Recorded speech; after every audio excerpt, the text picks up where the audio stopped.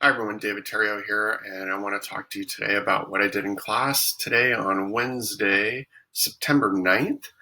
And today we're still this is our second week of school. This is only the third time I've met with my second period. And we've been starting off building community and kind of getting to know each other. So today, the topic today was kind of how do we find friends and make friends, and how do we find and build community. And so this is the activity I did today. It took about an hour and a half of our time, a little less than an hour and a half. That's our class is about an hour and a half. And so let me just kind of guide you through what I did. So let me hit present. So I first just started talking to the students about community and how we build our own family and we build our own community.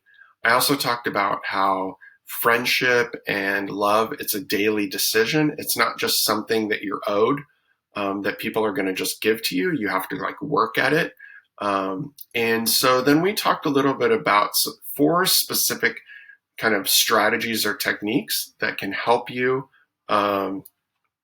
with friendship. And so one is to what do you see or what do you notice? That we can't just be stuck in our inner monologue all the time. We need to be able to kind of get outside of our head and pay attention to what's happening in the world around us. With that student that's sitting next to you, right? Are they sad? Are they happy? Did they buy some new shoes? What's going on? Look, do you have any questions for people? Right? Not to pester them, right? But, maybe do you have a question? People like answering questions that somebody took an interest in them to ask them a question and that they probably have an answer without getting a 0 on a quiz. And then what could possibly unite, or what similarities do you have? And then also what delights you or kind of disturbs you from your daily stasis. So, and this was a much longer conversation that we did. So then when we were done with that, after I talked to them about these friendship strategies, we practiced them. So what we did is we went and watched this video on Vimeo called Unlocking the Truth, about these two young boys who started their own heavy metal band, and they do fake tours in their basement, and they have a tour list. These two young men are great, and they also talk about how people bully or bother them, but how they deal with it and how they kind of move past it and stuff. And then at the end, they're actually performing out in public by a subway station. It's really cool. Students find it very uplifting, inspirational. They have good insights from it. I think it leaves a really good message for all of the students. So we watched that, and then I want to make sure I don't go to the video.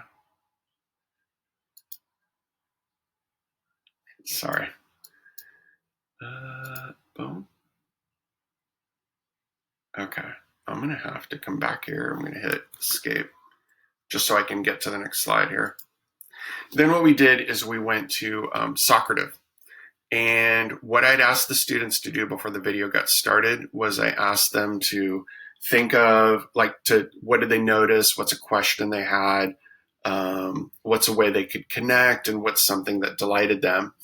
And then we went to Socrative, and remember, you don't need to download an app or anything. And they either could go to Socrative on their Chromebook or on their phone. And they did a student login, and the room name was Terrio. And then they responded to just one of these. Okay.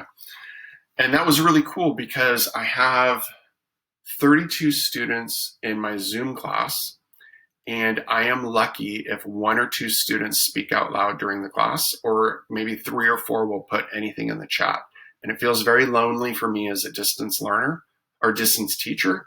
But with Socrative, I had 31 of my students responded with questions. And then I turned around, and after they all responded, which was really cool, or I'm sorry, 29, then students voted.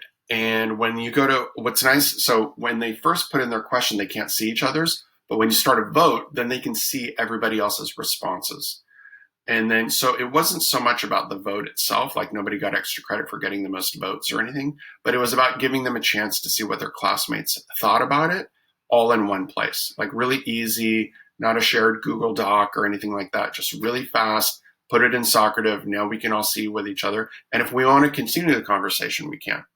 And so that's what we did today. It took a lot longer than me just talking right now, but it worked out really well. And the students, I asked them in the chat what they thought of it, if they had any ideas, and they seemed to really like this activity as our third activity of our class.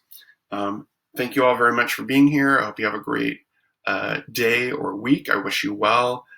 Take care and see you later.